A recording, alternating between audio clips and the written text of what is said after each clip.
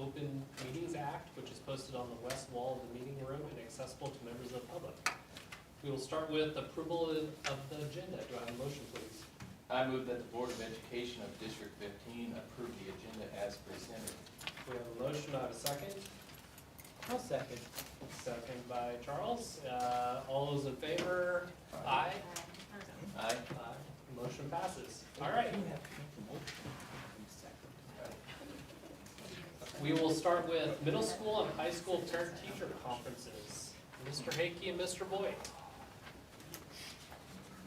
So as these two are walking up, last year we did a lot with looking really deep with teachers and with administrators as to what our parent-teacher conferences, what was effective, what was not effective, our attendance rates.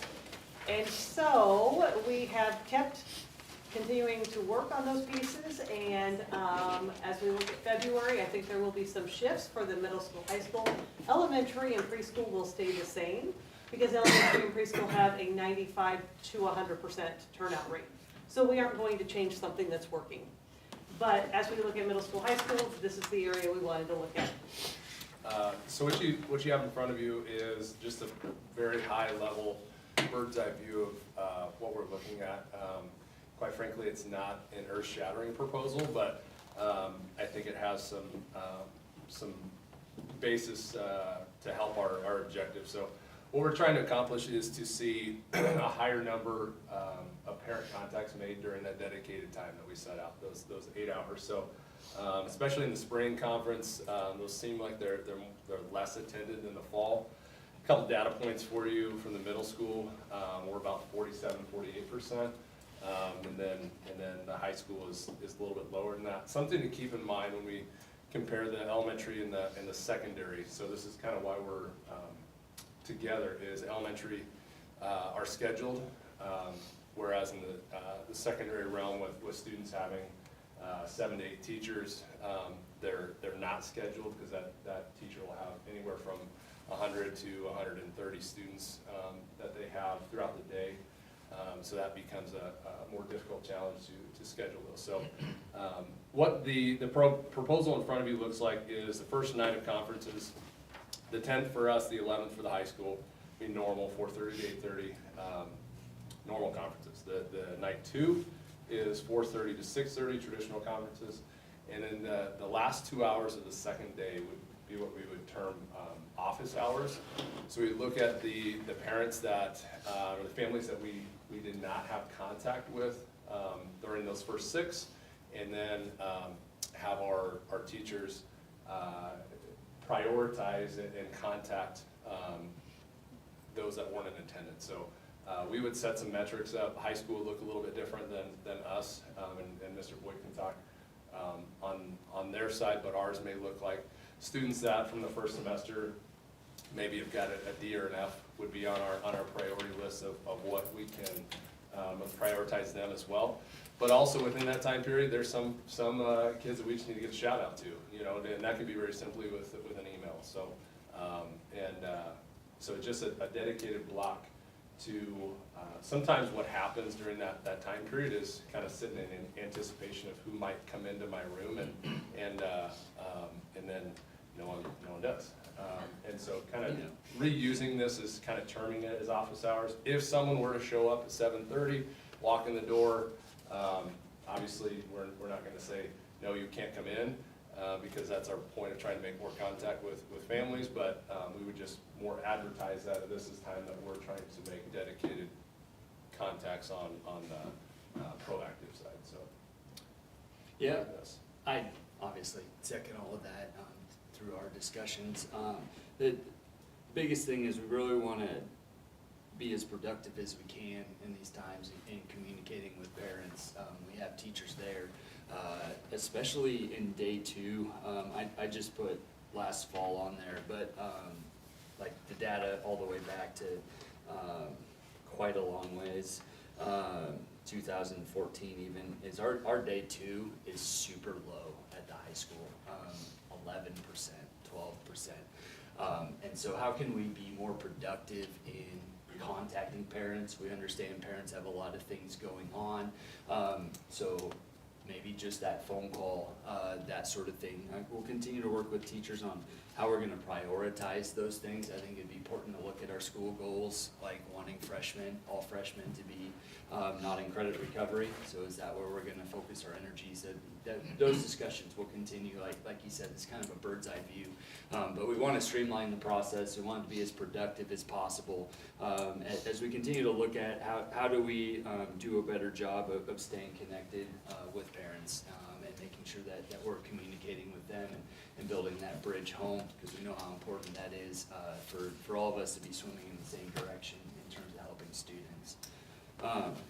So the, kind of, from your role within this is, you know, we try not to get into the weeds of the details, but we also wanted you to have an opportunity, so if parents or staff ask, you know, what is office hours mean? You know, are we sitting there twiddling our thumbs and that sort of thing? Here's the intent for it. It's not to, you know, lock the doors and keep people out, but it is dedicated for an opportunity that we can try to identify the families that we need to make contact with and share important information, and you know, and the end goal is try to increase the amount of contacts we make during that time. So. I think another part of it is a lot of times if you're, you know, when you're thinking as a teacher trying to get a hold of parents, that's gonna be during the time that parents are at work for the majority of it. So this gives us a day where it's outside of those kind of hours where teachers are there anyway, but they're having an opportunity to get a hold of some parents that they maybe have been trying to get a hold of or wanting to get a hold of, but that time doesn't always match up. So this would be another opportunity, or another positive of that, is it kind of gives that opportunity to maybe contact some of those parents that they were hoping or hadn't been able to get a hold of previously. No, I think, you know, I guess in my opinion, I like that, you know, potential for identifying those people who really wanna try to get in and try to schedule them to come in, especially at the middle school, high school, because obviously elementary, you're scheduled anyway. You know, I think the other thing too is, and this is just my personal experience, is, you know, you go into the high school, you meet with a teacher, here's our grades, doing great, got any questions? It is not. So, you know, what more can the teachers add to that conversation, even if you have a very good student, you know, I think just a little bit more context in that meeting, because, you know, personally, I didn't go after that, because it's like, well, I can see their grades on parent portal. Sure. Great, yeah, I know. And I that know was we're great. and that was some of the conversation we had is parent-teacher conferences in some ways is antiquated because of all of the material you can see from Right. your phone. You know, you can look Ongoing, up and see on it. real-time basis. Yeah, and so to the point that you're making, a lot of times we see, you know, some families that, you know, are, you know, follow those and track the grades or missing assignments or stay in tune to their attendance and their tardies and so forth. And this is to dedicate some time on, here's some time that we're seeing the student either drop in attendance or grades starting to decline, and try to have that conversation where they may not be looking through Parent Portal or Infinite Campus or Power of ICU for us, you know, is trying a way to make a plan before we get too far beyond that. Mhm. Yeah. I think that's, I know one thing that's kind of worked, like definitely with my daughter, where there was like an incentive to where she's like, you gotta go to see this teacher because I'm gonna get, you know, a prize or I'll get a better grade on a test. Is that an idea that? Yeah, we try to, and we will continue to try that with more of our house points with the percentages of students that, you know, come for their house. I don't know how many teachers do individual incentives. That's great if they do. Kudos. That's the whole goal, is to try to get more parents in. But we'll continue to do that. So just something that we noticed day two, but also in the spring for sure. It just seems that the numbers are a lot smaller, and we still have the bulk of a semester to go. So it's not at the time to give up, so to speak. We still got a big chunk of calendar in front of us. well, even when you go back to the fall, when you have the fall conferences, is that too early?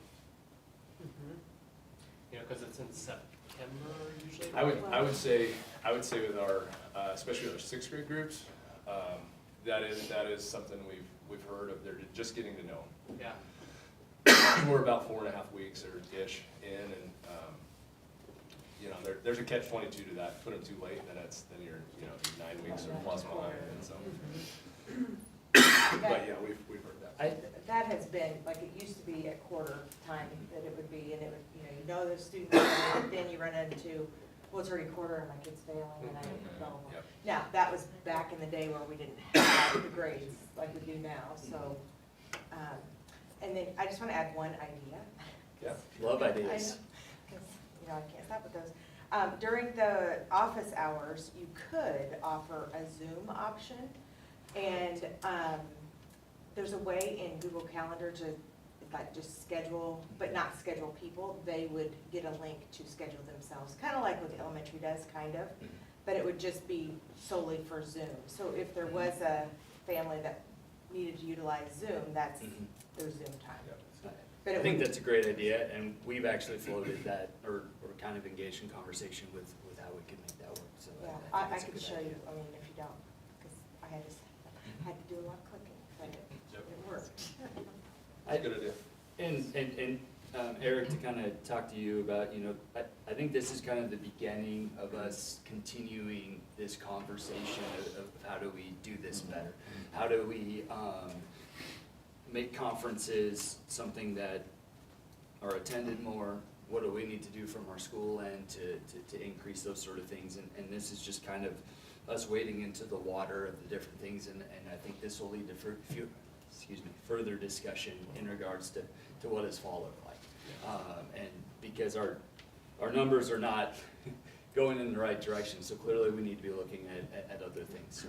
I think this is a good step to try this in spring. Correct, and it, like you alluded to, it's not a huge change, Right. it's not a big shift, it's pretty minor, but if we're seeing some positive things from it, then we can grow from that. You guys support the teachers in helping identify who they really should be contacting for this office hours Yes. timeframe? Yep, so we actually, we're gonna meet tomorrow morning and talk through the weeds of it, so to speak. We wanted to go through the structure with you guys first. But absolutely, we have all the data points, and we can create what that looks like, and yes is a simple answer to you. It seems to me that there should be more reasons than just negative reasons for parents to want to come in. I've always gained a lot just by talking to the teachers and just learning, hey, what are you trying to do now? What are your plans? Can we coordinate? So I'm wondering, what message do parents get about, hey, here's a parent-teacher conference opportunity. Here's what you could be doing with this. And think of some innovations that surveys probably not, or people get bored with surveys and don't respond to things. But some kind of open questions, open possibilities of, hey, here's some things that you might like to talk about. Here's what we might be able to give you. Would you like to see opportunities that this child would have? Hey, taking a science course here. Here's other science courses you might like in the future. Here's English, here's a foreign language, here's what they're doing and using, other opportunities. So to that point that you're making, we have, in the fall semester, we had created a display as families would walk in, and we tried to have them posted as much as possible, but just QR codes of things that we do at the middle school, systems we use, and just to better familiarize them with our processes and what our school, how it operates.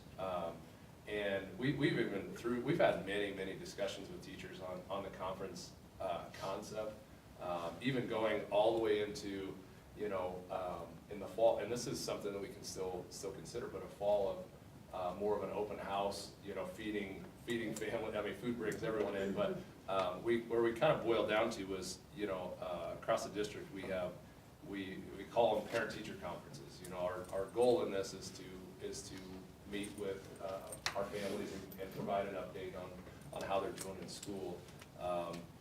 But we've kicked around a totally different concept of just like an open house, come and see things, but then you're also not having some of those conversations I may need, so, I think this is a step into, it's a smaller, adjustment to it, and I think it can build from there.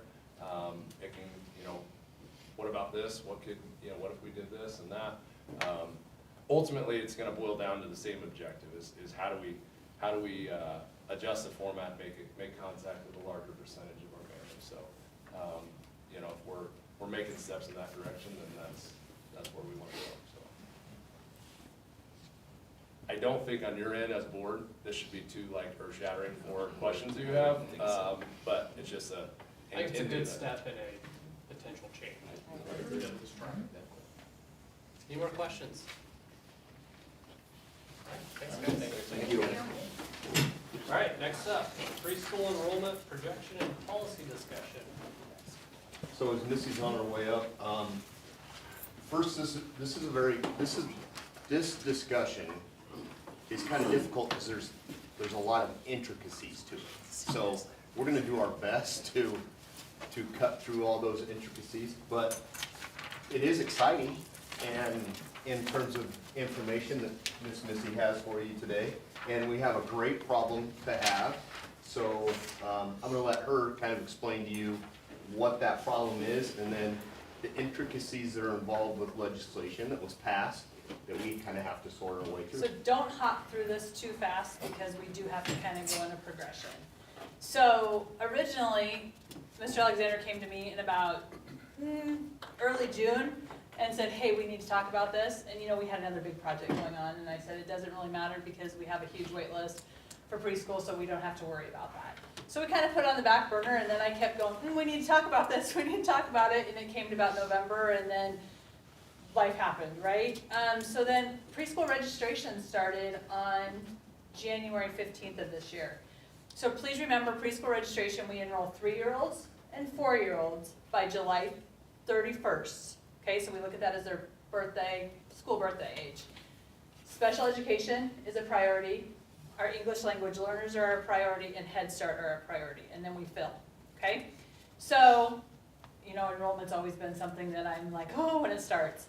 I always like to play a numbers game. Guess how many we have at this time, at this time, at this time. And I think it was after day 2, I was talking to Mr. Alexander. I said, hey, guess how many we have? And at that time, it was 174. And in my mind, that wasn't a big number. And he goes, what was it last year? 125? What was it the year before? And so last year is kind of a little bit, we got to put a little asterisk by that because we did all the online enrollment last year. Remember how wonderful that was? It wasn't great. And so I think that kind of skewed that a little bit. So if you look at the numbers of this year, after day 2, we were at 163 students registered. After day 5, 174. And as of yesterday, when I was putting this together, 193. The numbers of the 3s and 4s are like never seen. 92 3-year-olds, 92 4-year-olds, and 9 5-year-olds. We'll talk about that in a little bit. So if you remember what was happening about this time of when these babies were born, we were in COVID. And so no one was going anywhere. We said in 4 years, we're gonna have a baby boom. Is that what's happening? I don't know. Is it our new school? I don't know. But these are numbers like we've never seen before. This isn't the parents that are like, oh, my kid's turning 3, they could go to preschool, I need to enroll them for preschool. That all comes in June, guys. So we're not even to those. We save spots for special education. So our first question is, as a board, there is an availability for us to apply for a grant. So the state of Nebraska has a grant for early childhood, which would open up our 10th classroom. When I started this job, we had 2. I mean, that's really cool to be able to say that we're now opening that 10th, we would like to open that 10th classroom. We have applied for this grant before. So this grant is awarded at the end of the legislative cycle, which this is a long cycle, so that would put us May. Last time we were awarded the grant, we were May and we couldn't find a teacher. So our question is, number 1, would you approve the, the grant doesn't fund us from here on out, it's a startup grant. There is money for a startup classroom. The grant is for 3- and 4-year-old classrooms, is what it is, the priority points are for. And the priority points are also for establishing a new classroom. It is new to our district. We have a pretty good basis to say there's not a whole lot of other programs for our families. We have a high free and reduced rate in our town. We have a high special education rate, and we have a growing EL population. So all of those really put in our favor for early childhood education. At this point, what it would look like is that new classroom would be a 3-year-old classroom because of the huge number of 3-year-olds in which we have. We also know when we intervene early, we have good things happening. So we were not at all thinking that this was gonna be our problem when we were having our preschool conversation, but after day 2 of enrollment, it's not a problem. It's a good thing to look at, but we also have to look at the facts of 4-year-olds are reimbursed, 3-year-olds are not. But we also know that if we get kids within our program, we will continue to have them grow. We also know, looking at this last year, and Casey, I'm kind of putting her on the spot, but she's covering some of our preschool stuff. The number of 3-year-olds that we are SATing and qualifying for special education is through the roof. There's also regulations in early childhood that we don't have in the elementary, that your early childhood classrooms have to be less than 50% special education. Speech norms have changed a little bit, so we're qualifying students quicker with speech norms because you get them out of the bad practices and you can get them out quicker. So all of that comes into play. So if we would qualify a 3-year-old for special education speech services and there's not room, then they have to be served in the home-based. Well, then you have to have that home-based teacher. So it's a catch-22 across the board. A great problem for us to have, I can't even call it a problem, what a situation for us to have. But these numbers are not gonna, they just, every day we get another application. I'm like, holy cow, where are these kids at? But it's a good thing too. So, anything else I need to add to that? No, so I think, so you know, the natural progression of things would be that we would apply for the grant, on the assumption we would get it, we would pursue finding a teacher. As we know, 4 years ago, or however many years ago, when we did When did this, Chad first come? 3 years ago. So it's 3 years ago, it was a little different atmosphere at that point in terms of finding teachers, so now it's still not great, but it's better than it was, so, and we just saw the numbers on that today, so hopefully, if we're awarded the grant, we'd be able to pursue that. But just so you're under the understanding, that grant funding is, like Missy said, covers a portion of that over a couple-year time period, and then you don't know if you'll have any grant funding after that, so. What's our current capacity? So that is up above. So at full capacity, we have 102 spots for 3-year-olds and 120 spots for 4-year-olds. Oh, Right now, we're serving 96 3-year-olds and 100, that's what we can hold. I'm gonna be very honest with you. With everything happening this year, our preschool list has not probably moved like it should be because I'm one person. And the online enrollment really messed up that progression, and it's just hard to find out who the next person is. We have done a timestamped online enrollment because spaces are, it's not like kindergarten or first grade. You don't have to accept all the kids. There are regulations on how many kids you can have in each classroom. So, my fault, our preschool has not enrolled the kids. We've done our special education, we've done our EL kids, but our non-high needs kids have not because they haven't. So, what would happen is if we would, okay, so we're gonna kind of move into our other one, okay? Because that kind of affects both sides. So if we would open that classroom, we kind of have to decide where we're gonna serve that classroom. If we're gonna serve our older 4s, so LD 71 got passed last year, and LD 71 allows 5-year-olds to come to preschool. So LD 71 says if your child does not turn 6 prior to January 1st, the district has the ability to say, yes, we're gonna accept them in our early childhood program, or no, they're of kindergarten age, they should go to kindergarten. It's a tough situation. I mean, it is a tough situation. And so what we would do with that 10th classroom is, it's just looking at things totally different. Do we add that 10th classroom and put 18 4-year-olds in that and then support those kiddos that maybe would go there? Or do we open a 3-year-old classroom and be able to serve 32 more kids? When we look at that LB 71 and how we're serving kids, do those children have a spot in our preschool, or in our school system? Yeah, it's called kindergarten. But do those kids that maybe were born in that time, and I was one, you know, my son was a July birthday, I didn't send him to kindergarten, but we had other options in our town. And so he did. Right now, our kiddos go 3-year-old preschool, 4-year-old full-day preschool for 4 days, and then they usually sit out and maybe go to school 3 times a week is what the next progression is for them. So it's tough, guys. So we've talked to different people, we've looked at different situations. This was a lot easier for me when I didn't see the numbers in which we have. But we have to do that year to year, and every year could be different. There's different things we could do as a district, and that's something we need to decide fairly fast because registration happens. We're gonna have a parent meeting. The other cool thing that we've done with everyone together, we're setting a parent meeting that's the same every year. We're setting Roundup every year, so sometimes Roundup isn't here and there, so those are all going to be, Roundup's the first Wednesday of May, so that's gonna be an important milestone that we want our kiddos to be able to attend if we have. So, after many discussions with a lot of, so I'm leaving this meeting without an answer, yep, we are. Finally, last Friday, we said, okay, how about we try this on for size? So again, this is just a stab in the dark of where we're at. What we wanna say is our priority as a preschool is children with living in our boundaries. Preschool is a non-option, so you can come in and out. We have gained students that have went to around schools and then came to our preschool and decided to stay at Beatrice Public Schools. So that's a thing, but we have a bunch of kids, obviously our numbers show, that live within our school district. We're saying that residential students that are verified with an educational disability, so students with an IEP, are priority. Residential students who are English language learners would be a priority. Eligible students that are income eligible, which would be our Head Start students, which we have an agreement with Head Start.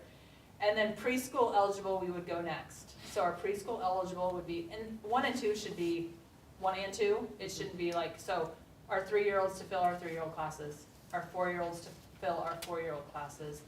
And then resident students who are 5 years of age at the start of enrollment, as long as they do not turn 6 prior to January 1st.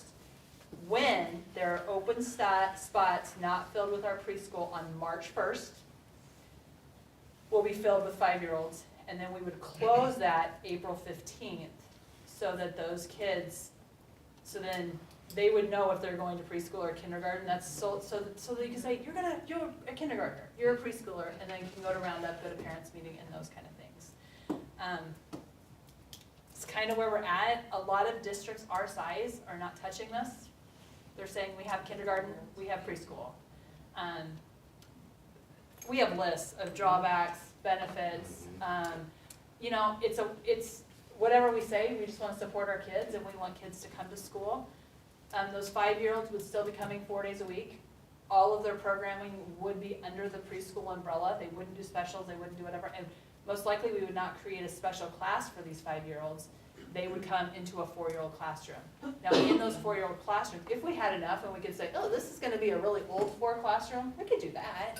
But we're not saying this is a transition classroom, because with these numbers, we probably won't see that. But what we also have to think of with these numbers as a parent, and you're not gonna be thinking this when you have a 2-year-old, but when I have a 2-year-old, I'm gonna do this and maybe I'm gonna go 3-year-old half day, 4-year-old half day, 4-year-old full day. But that would be in 2 years, that wouldn't be right now. Guys, this was a mess to try to muddy our way through, and this is not, it sounds really good right now that I'm talking through You've it. done a great job. You know, but it's not, it is what it is. So it's kind of, we have space, if we have space, but looking at numbers, you know, we would be able to inform parents early enough. If you see on the front, we do have 9 families of 5-year-olds that have said, we want our child to stay in this program because they've heard. And I said, you know what, sign up, and if it's there, it's there. Would we have more? I do believe we would have more. So what questions do you have that we could try to answer for you? So that potential grant funding is 1 year, right? That would basically get it. You get I think it's continuation. 2. No, well, we're still getting grants for the one that we have. Well, Minimal. okay, yeah. Yeah. As long as the legislature funds it, you could get it for. And we don't receive any state funding for preschool, right, overall? Four-year-olds. For 4-year-olds, Four-year-olds. they are a .68 FTE is what you receive in the TOS formula.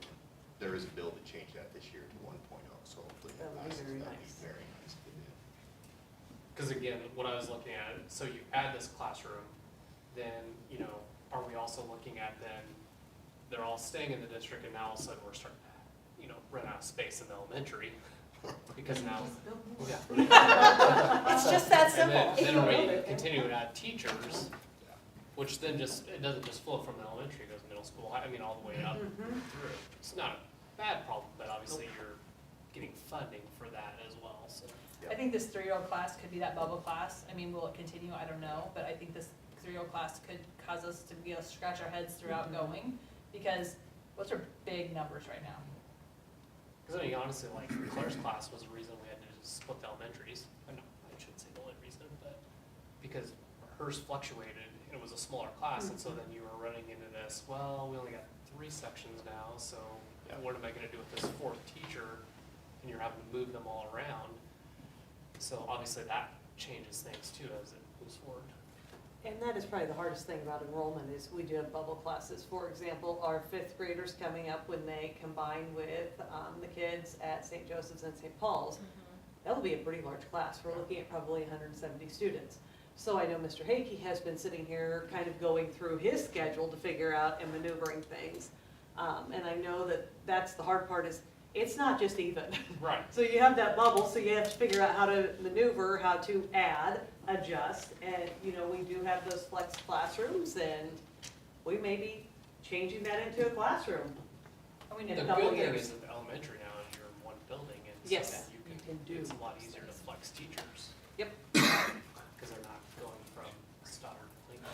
Right, and That's a hopefully big amen. Yeah. you can, maybe stay in that same grade level. And we've had multiple teachers that say, I would love to live with the class, or I would love to live down. I mean, there are some great benefits of doing those kind of things. And having common expectations across the board for all people and doing, all those things are great. So, yeah, what other questions? It's- So I mean, does it hurt to say, yes, go ahead and apply for the grant? I mean, because even at that point, you get it and you decide you don't need it, you just decline it, right? The Especially with the February 4th date, I mean, we, question, it's not even started, so Yeah. who has 'Cause- time? But they can't wait for the grant to advertise Hire. a teacher. Right. Well, that was my question. So say we are awarded this grant, but then we can't find That's kind a of. teacher. That's kind of our asking is, can we start looking for a teacher now?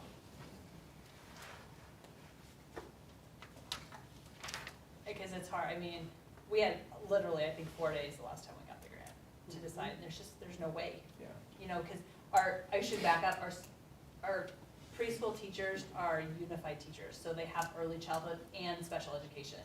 So they're kind of a diamond in the rough. There are more than there were 3, 4, 5 years ago, but they're definitely a special breed. when's the legislature session in? May, In May. End of May. 90 day. Could you look at maybe looking, reach out to the colleges, see if anybody could do the student teaching? And then we could hire them if we get the grant, pay for them?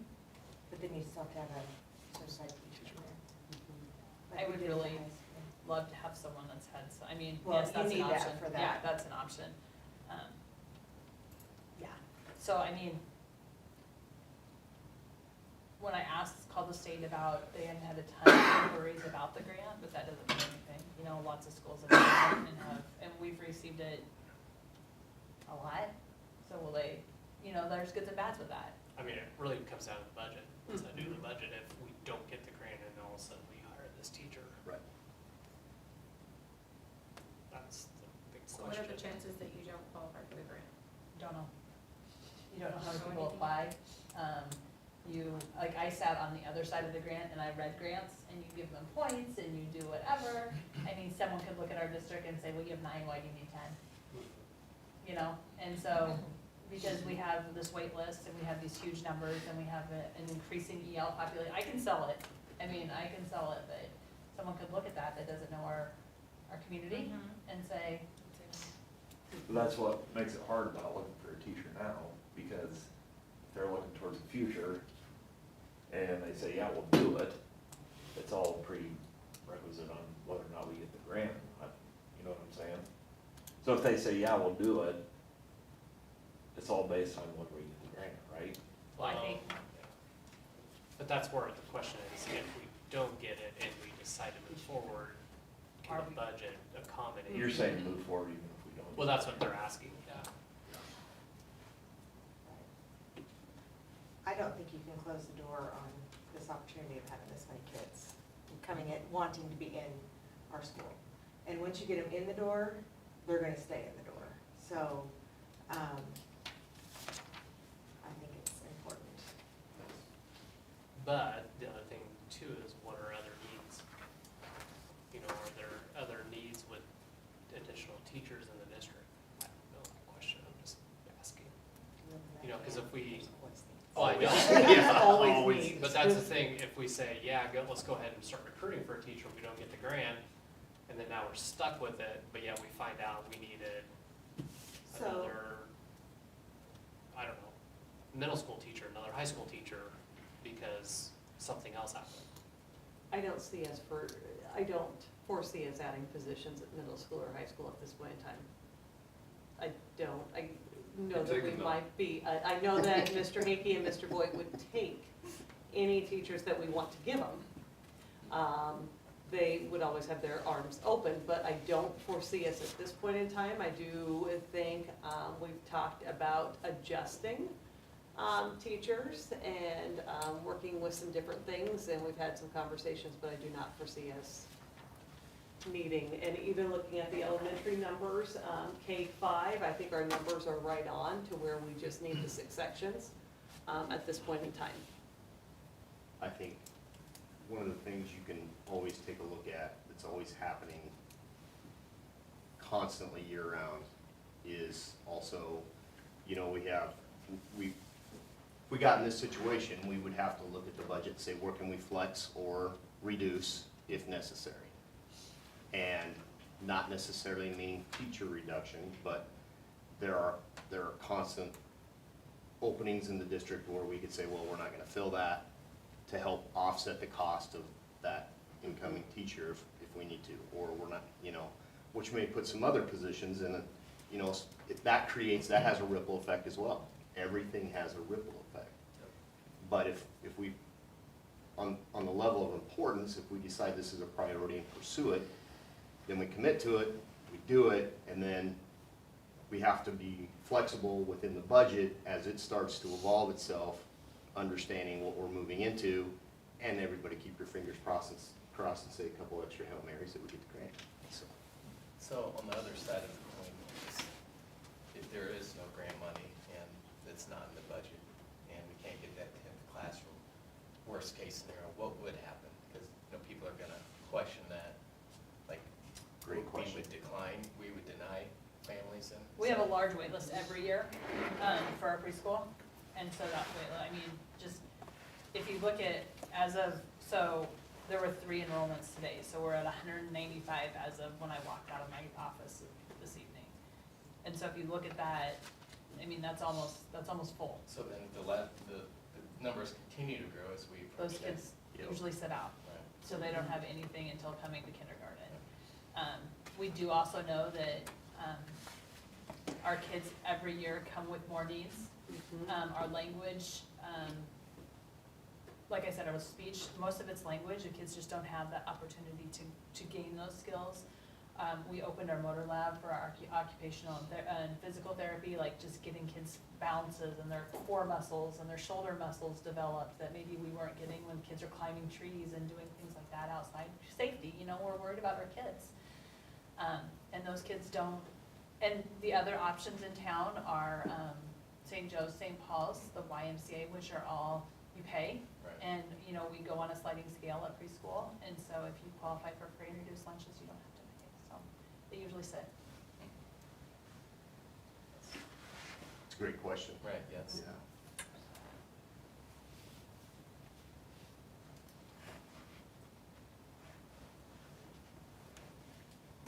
So I think we continue to pursue the grant. I mean, and this is just me speaking. I think we have to. I think we're obligated in the service of what we do, which is kids first. We pursue the grant. We start to advertise, because here's the thing also, we may go and search and we may find that it's harder than we thought and we may not get any applicants, or, you know, it may take a while. It's not exact, we're at the front end of teacher hiring season, so we'll know more in a month or two and we can keep you posted. But we see the direction we're going, and if you're comfortable with the way this is written, then we start to work towards a policy that represents this idea. I mean, does it also come down to the fact we apply for the grant, we go ahead and post the position now, and if we get applicants, qualified applicants, then it comes back and we make the decision at that point. Okay, we still don't own the grant, we're still a month away. Do we go ahead and pull a trigger, and then you do some work on the budget and say, if we don't get the grant, this is what we could do or not do. I know it's not necessarily fair to the teacher to know that it could be a little bit of limbo and you don't wanna tell them that. Well, not only teacher, but the families too. Yeah. Because, you know, Because when do they get told? middle of March, That will be like, yes, you have a spot. yes, Okay. But then even then, you don't know. right? It's, every year preschool enrollment is my biggest headache because number one, you have to save spots for special education kids. You have to save spots for EL kids. You have to save spots for until Head Start gets their enrollment. So there is a lot of flex, but the other thing that and that's the other question that we're asking is, are we going to say 5-year-olds are allowed? Because then how many, you know, then you have to let them know too, but you have to fill all the spots. It's just a nightmare, and I have sheets and lists, and it's all done on paper, pencil across my desk, and every year I'm like, I think we figured it out, but you just simply don't, because you don't have the numbers every year to know what's going on, and spots don't get filled. So if anyone has a magic formula, I would love it. So we're actually, two questions kind of is, yes, can we go ahead? And two is your thoughts about 5-year-olds and the policy in which we need to adopt for our district.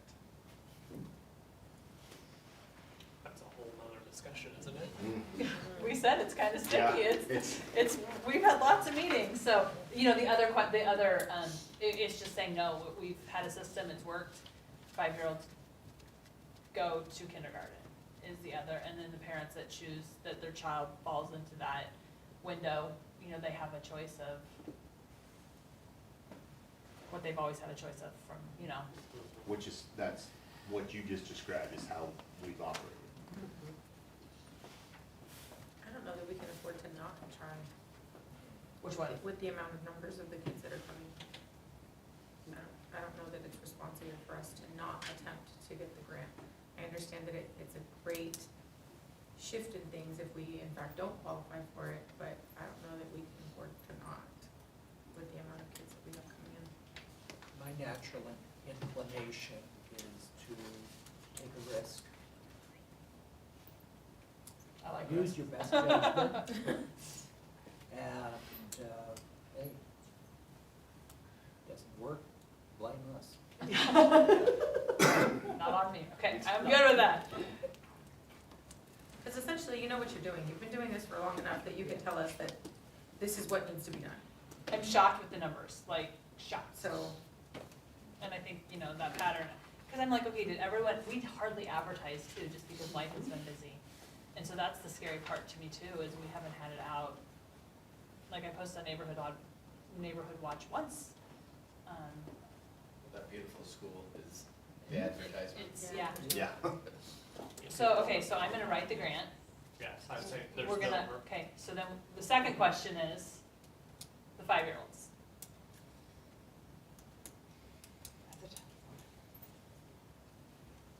What does that take away from, what would that take away from if they're there? Spots for our 4s and 3s. Yeah. So if those 5-year-olds chose, then those are spots that our 3s and 4s don't have the opportunity to fill.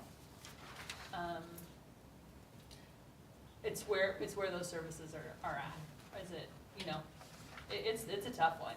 But it looks like with your progression, it would be the very last, they would fill the very if there were any spots open, they would fill between that window. Yeah. Right. There's no state statute that says anything around this, right? It's more up to our discretion. The state statute says it's a local level decision. And it was nice and hidden for a while. But like Leadership Beatrice came through 2 weeks ago and I was asked about it. You have parents that now have heard about it. And so 9 people, like I said, registered a 5-year-old, but of those 9, 3 of them are people that have never been to our district before. And so, you know, you look at that too, and then you also have the, well, I will choose to do this or leave, or I'm not, you know, it's half a dozen one way, half the other dozen way. The children are gonna be served, whether it be in an early childhood program or a kindergarten program, they're gonna get the best education that we can give them no matter where they're at. I mean, my opinion is, I think at this point, because of these numbers, we kind of stick with our current policy around that. Would be my opinion. So don't consider 5-year-olds. I agree. So I think what we do is we bring that policy back to you, and that's the direction we'll head for the February board meeting, is to bring that policy that direction. Okay. Can I just ask one question? So if we open that 10th classroom and we don't have all those spots filled, and we would be able to fill those with the 5-year-olds? I think that's okay. Then, yeah. I think, Agreed. Yeah. yeah. Knowing that they may be with 4-year-olds. So, It should be with players, because that will probably get. so this class. progression of kind of what's on this, Yes. saying that they Yes. take Yeah. us, so you're okay, I just Yeah, want yes, Yeah. yes. I think Just not to all- replace spots that could be effectively taken but by. if there are 3 or spots 4. open and you fall Yeah, within that window, 100%, we're yeah. okay with Yeah. that. Yes, Yeah, So, okay, yes. okay, so that would be policy. I think anyway. I, Nice. I like this progression. That's how we'll start formulating that policy, have it ready for you. Sorry, guys, we knew it wasn't gonna be an easy conversation, and you probably will go home and still have questions, and happy to reach out to me and answer those, because it's not an easy thing, and it's not clear cut. Thank you. Thank you. Sorry, guys. 8 minutes. On the clock. Thank you, Missy. Missy, nice job, thank you. Okay, so we're gonna talk, move on to the 25-26 calendar. I have a quick discussion that I'm going to go through. Here is the presentation so that you have it. If you have any questions, most of you have already heard a lot of this stuff. So I'm going to quickly go through it, and it helps build background as to why we are looking at the calendar we're looking at. So as we look at our district goals, we know, number one, our goal is to increase reading proficiency to 75% for grades K through 12 on our standard, on all assessments that we give. 2, we are also looking at creating district-wide systems to enhance student learning. 3, we're increasing data-driven instruction to meet the diverse needs of all students. And 4, we're really looking at developing high-quality staff, faculty, and administrators. And as you see, all of these come from the strategic plan. So that is where our goals come from, that's where they align. So I'd like to just go deeper into them and kind of talk about some of the things that we are doing as we are looking at this. One of the things that we are doing with the reading proficiency is we are providing WORDS training, which is workshops on reading development strategies. It's provided by the University of Nebraska-Lincoln.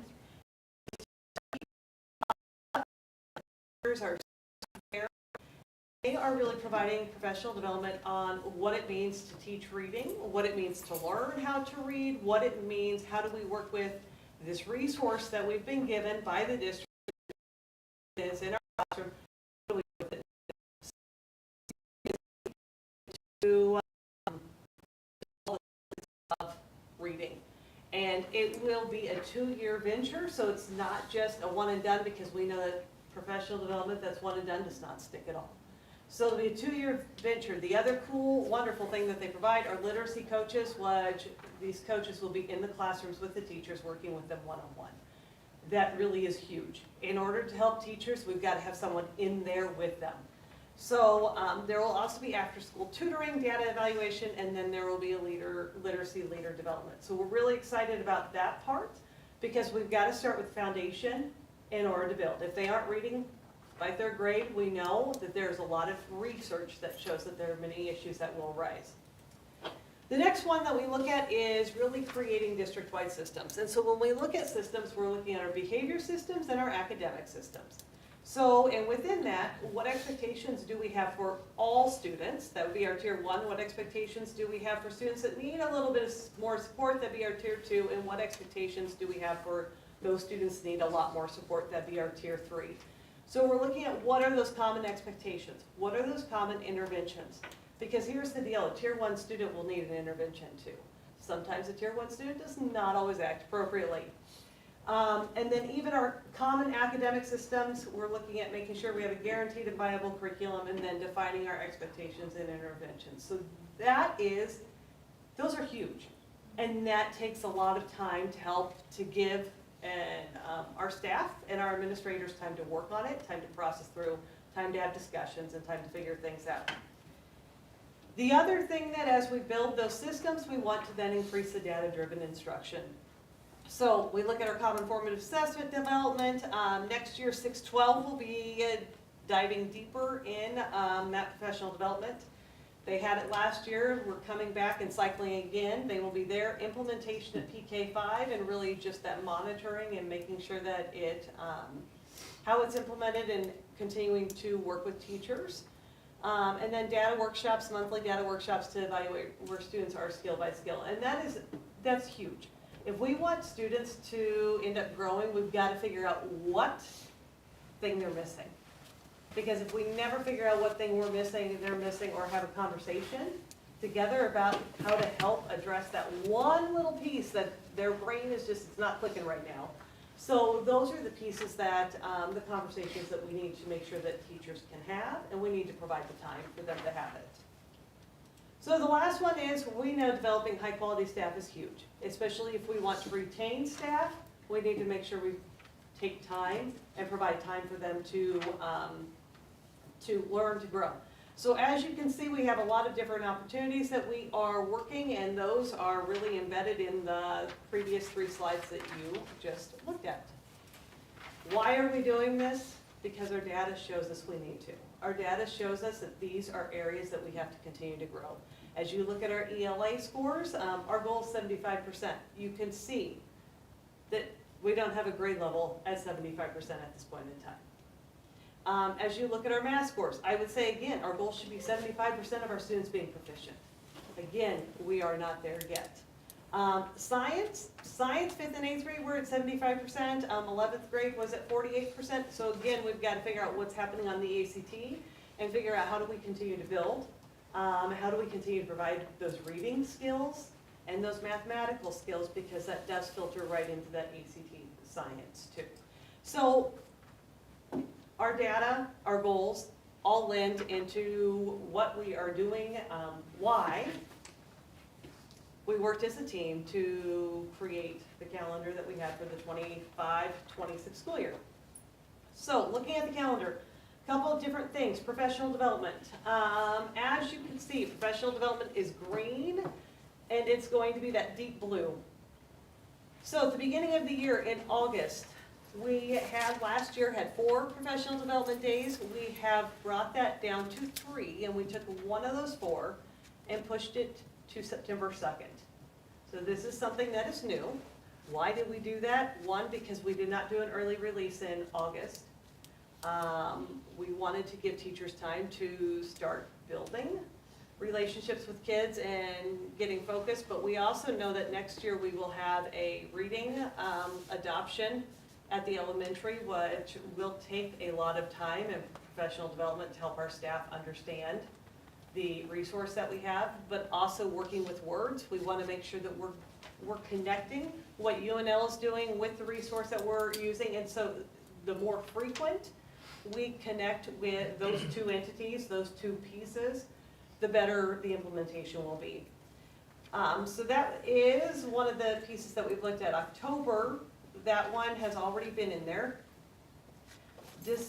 November and December, we did receive some staff feedback about that December date. We have previously had a professional development day / work day on that December 1st. The feedback was, okay, we just need to, we know what we're doing, so just let us do what we need to get done in order to finish the semester strong. So absolutely, so we've moved that one. January, we have our 2 pieces in there. As you look at the 5th, that is a half day. That can be more of the team getting together to figure out what are the essential components we're finishing out with second semester. How are we working as a grade level team? What data pieces are we going to glean from this semester? How are we going to work to make sure our assessments align across the board? So not just grade level, but your content level as well. And then the 19th, spending more time looking and building our systems. February, we've had that one in there before. March, we have looked at the other piece that was was just brought up by quite a few staff members, was just needing a little bit more of a break, a little bit more of a spring break, just to take some time to let our brains just stop for just a second and regroup before the end of the year, before testing starts. So adding in a PD day, they did have a suggestion about putting the PD day on that Monday rather than that Wednesday, which I thought was smart. Because they're like, if you put it on the 11th, we're all going to be thinking about where we're going, not what we need to be thinking about. I'm like, okay, that makes sense. And then looking at rounding out the year, we would end with a half day on the 20th. But as you can see, the professional development is kind of strewn throughout the year, just to help us continue to connect to our goals that we have. Student seat time, students are in school over 1,100 hours, which we are over the number of days that we need to be in school. So our high school is 8.4 days, extra days. Our middle school is 11.6 extra days. Our elementary is 15.8, and our preschool is 3.9. So all of our entities our levels, our students are over the number of days that are required by the state. And our calendar is very much so, we tried to make it aligned to the strategic plan in the sense of these are our goals, here's how we're going to do it, and here's what we need to do it.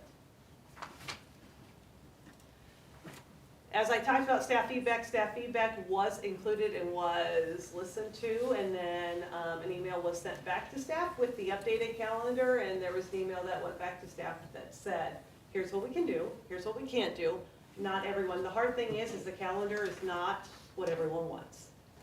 Everyone does not have their wishes or desires on this calendar, because there's always something little that maybe I wanted that you didn't want. And so we do the best, and again, our goal is kids first as we look at building our calendar.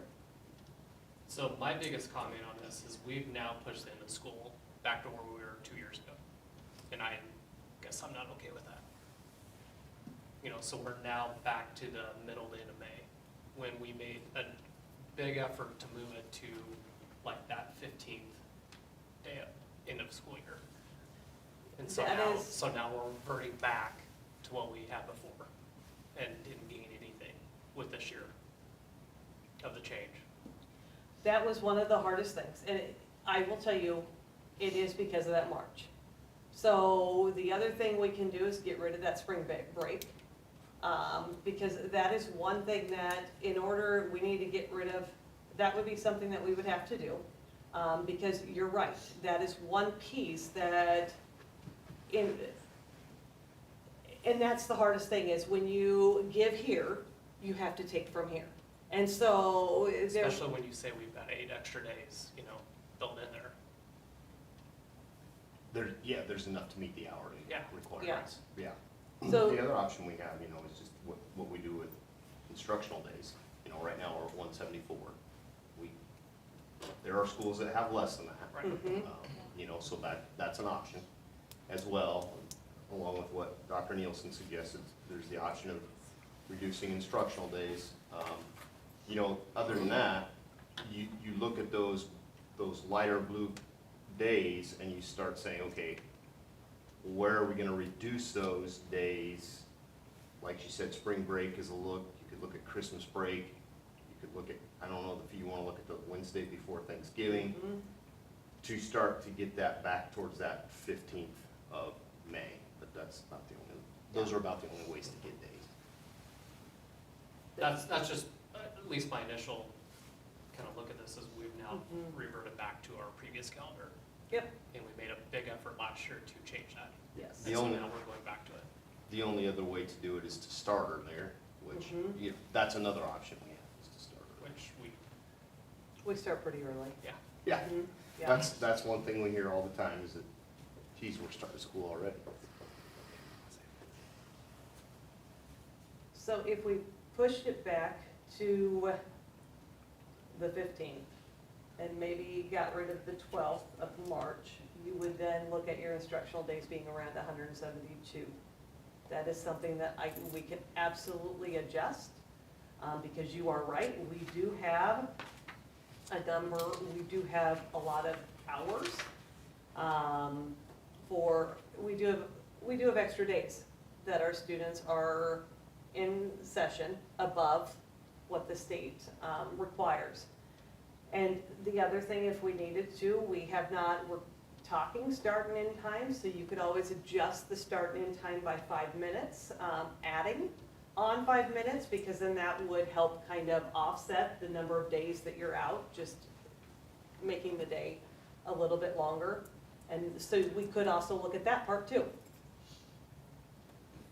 What is the state requirement for instructional days?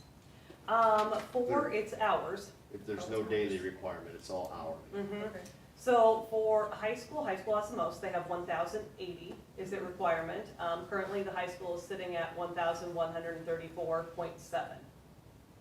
So, middle school and elementary are the lowest at 1032. And the middle school is currently sitting at 1,107.3. And elementary is 1,134.5. Preschool would probably be the hardest, but that we would have to look at because preschool is right at that 3.9. So what we would have to do is probably look at minutes on their day, but I know that they also have regulations with those minutes, and it really is that 3-year-old. And so we would have to, Missy and I would have to talk a little bit more about that preschool part.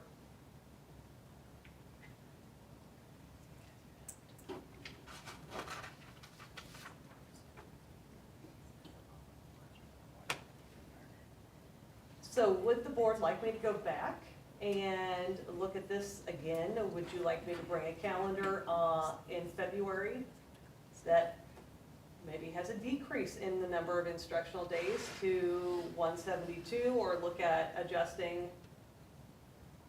And so another thing, Jackie, like in January, 2 PD days within 2 weeks. Mhm. I mean, is that overkill?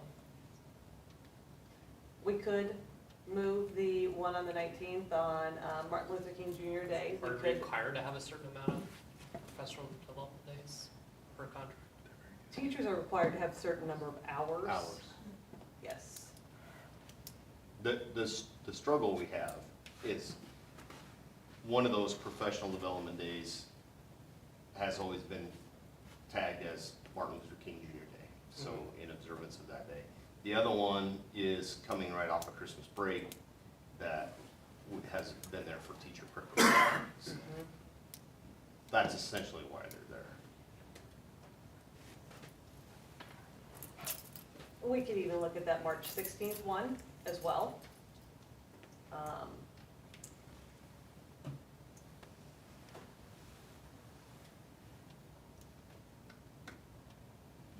Like I said, it's just my opinion that I think we've gone backwards now again Mhm. with the end of school. And we were able to at least get it a little bit more manageable this year. And so now we're reverting back a year.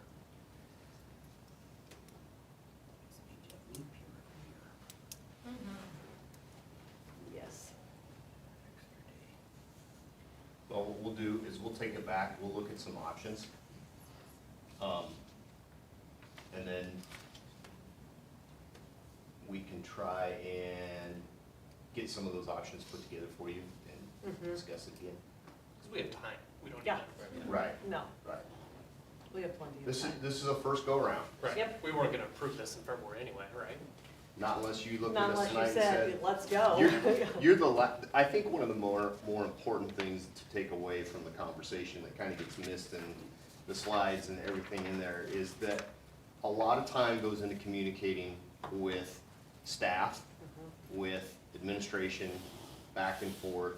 We spend a lot of time working on this and essentially back and forth between teachers, because the emails Dr. Nielsen sends back to them, then that's 157 emails that come back.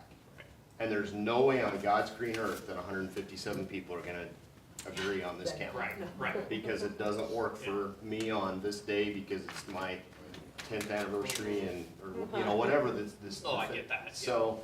So a lot goes into it, and I think you're the last group to see it. So if there's things that you'd like to see, we can take those things back now and kind of work through them and then bring up something back to you. Just a comment on the starting in August, Gage County Fair is relatively early, that last weekend in July. That ends like the 27th, and people want to go on vacation after that. They've got a whole week Yeah. to do that. So I don't see a problem. For me, Predominantly, it's worked out that way in the past, that, you know, and we're trying to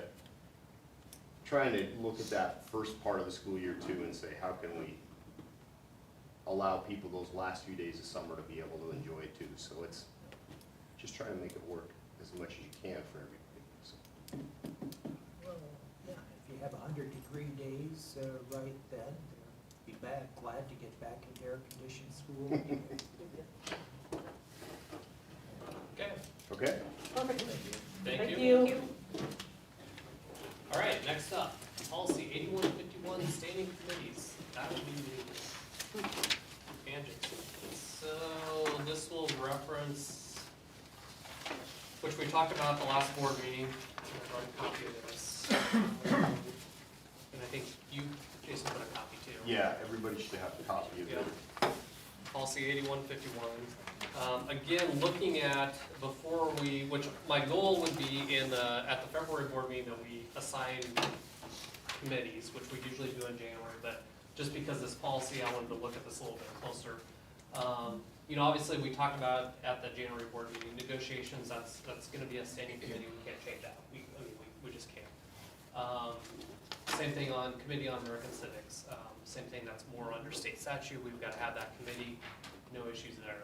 The other committees, that, you know, kind of popped into this was, that I didn't realize were in policy, transportation, facilities, budget, policy, administrative review, school, community and staff relations, and then community of the whole, which, you know, I know Doris is not here. When we talked about it at the board meeting, she felt that a lot of what, I guess, numbers 3 through 6 specifically, that was the purpose of this meeting. So, still more of an open discussion. Do we feel like we need to assign board members or create, because currently we are not, you know, committees number 3 through 6, we don't actively have committees. Number 7, the school, community, and staff relations, we had board members assigned to it. We were not active last year.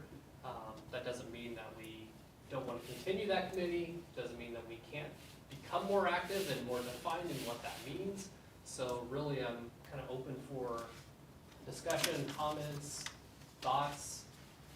Is there a particular reason why 3 through 6 were not used previously? No. No. In all the years I've been on the board, we just have never utilized those. We've done them ad hoc. Like, for example, when we were going through I'll just take budget, for example. So typically each year, when it comes time for budget discussions, Jason would bring in, just so we didn't have a quorum, you know, 2 to 3 board members, and he would make sure it's consistent, so everybody had the opportunity to come in and hear about the budget, but it wasn't necessarily a standing committee. He would just present any issues, questions he had, and then we would then discuss it at committee of the whole, and then it would go to the board or the public hearing, depending on where we fell within that budget. So it was more of an ad hoc, but it was inclusive of call. So he would contact everybody and say, okay, Eric, when, could you come on this date or this date? And then he would just make sure we didn't have over the 3 people at that meeting. And a lot of times, especially like with the budget, you get so much information about that during the budget season that by the time it's over, you're like, oh, thank God, it's finally over. So there's a lot of information that comes to you via, superintendent updates or whatever the case may be that will, and that's just adjusting in accordance to how things are starting to shape up during that time period. Sometimes we're still waiting on information. So since I've been here and before I came, I don't think the 3 through 6 were being used either, because it was never said. And again, I kind of, when I was looking at this, I kind of thought, oh, that might be nice to have a transportation facilities or budget committee, but then I also like the opportunity that Jason puts out for then, if we just had a budget committee, it'd be 3 of us, and we'd probably be the only one to hear it until you came to the committee of the whole or the board meeting.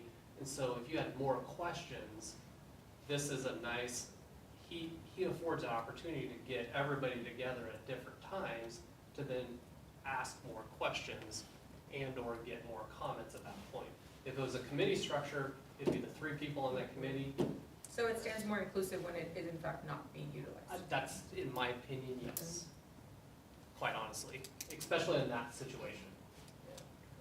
Same thing when we looked at facilities, obviously when we were going through the building process, we essentially had the same process. Jason would set up different times and he would reach out and say, okay, Eric, when can you attend? I've got these different times, doesn't work for you? And then we got just, I felt more information, and then everybody got the same information. He came to the committee of the whole, then everybody could discuss what happened at those individual meetings, and then it came to the board and went forward from that point. So, That policy, all the policies, I remember doing the reviews Yeah, month right. after month after month, Right. then we did it as Right. a group. right. And the policies are, we're talking about our preschool policy now in the middle of the year, but typically, your policies come after the legislative session is wrapped up. Yeah. And legal counsel has had a chance to go through all those policies, and then we get a boatload of them in June, and we try and get as many of those in front of you as we can in June and July, so they're approved before the start of the school year. But some of it just depends on what those changes are in the legislature. That School, Community, and Staff Relations Committee is one that I've been on for 2 years. And the first year, I'm not sure who took charge of it or actually scheduled, arranged things, but we had several meetings where we went to different buildings and talked to different groups of teachers each time, which I found, hey, boy, I enjoyed seeing what they're up to. I like that opportunity. And then we didn't really do that this last year, but if you have a committee like that, is it up to the chair to organize, or how do we? I would say yes, yeah. I think in the past Janet was the chair, and then she would reach out to Danielle, and then Danielle would reach out to the committee Would members help to schedule, yeah. Schedule a time, yeah, okay. Yeah. Quite sure. how- And again, with that one, now that we're down to the 1 elementary, 1 preschool, all in one building, Mhm. it may make that committee, because in the past you were trying to hit every single building, and so that Yeah. it became a lot of time commitment, Mhm. and now it, technically it could be 3 Yeah. potential meetings per year. I mean, you could maybe even say elementary, we need to make that 2. Split it, Yeah, yeah, maybe it still is preschool, and maybe it's 3, maybe you kind of break that up. lower elementary, yeah. But again, with that, even with that committee, I'm not saying that we get rid of it, but just making sure we define more what that purpose is. Yeah, Because I think we gave building administrators a lot of leverage to determine how they directed that meeting, whether it was teachers or, I know, one time when we went to the high school, we had some students tour us through like the greenhouse, which was great. I mean, it was awesome to, have the kids tell us what they're doing. I thought that was good. But then in some cases you go and you show up and it's just teachers, random teachers coming up, and sometimes they have something, sometimes they don't. Missy always did a good job with the preschool. We always had great engagement. Those were some of the best meetings, and they just talked about everything they're doing. And so that we were just more aware of that. So, is everybody in agreement that we obviously keep negotiations, we have to keep civics, we continue with school, community and staff relations, and then obviously committee of the whole, that's where we're at now. And then we keep numbers 3 through 6, so transportation, budget, policy, administrative review, more on that, kind of that ad hoc basis as we've been doing in the past. Yes. Okay. So what I will do between now and February 10th, right, is that the board meeting? Whatever that one is, or please reach out to me and send me a text and say, here's what I would be interested in, and then we can kind of go from there. That sound good? Okay. Yeah, and then you've got a couple of positions that aren't listed here for individuals serving in different. Oh, yeah, roles. So just make sure that, Yeah, the new those were people are the, aware of. those were, got them here. Government relations and, state school board is legislative delegate, so, yep. Okay, perfect. So please reach out to me prior to the board meeting and we'll go from there. Next up, public comments, seeing nobody's here for public comments. Oh, hey, you didn't come up. Mr. Trust. Oh, sorry, I don't have a card. You do, there is a card Can I up do there it that from you here? will need Do to I have to fill be out. formal? Can I just say that our preschool is a beautiful building, but also amazing teachers. And it is word of mouth, not, like, you don't have to publicize it because Missy has an awesome program. And my kid is there because everybody told me how great it was, and it's because we've got great teachers and an awesome leader. So, the building is helping, but we don't have to advertise it. It speaks for itself. Yes. That's good enough. Thanks, Keith. 7:13 Court. Do I have a motion to adjourn? I move that the Board of Education of District 15 adjourn. We have a motion, do I have a second? A second. Second, all those in favor? Aye.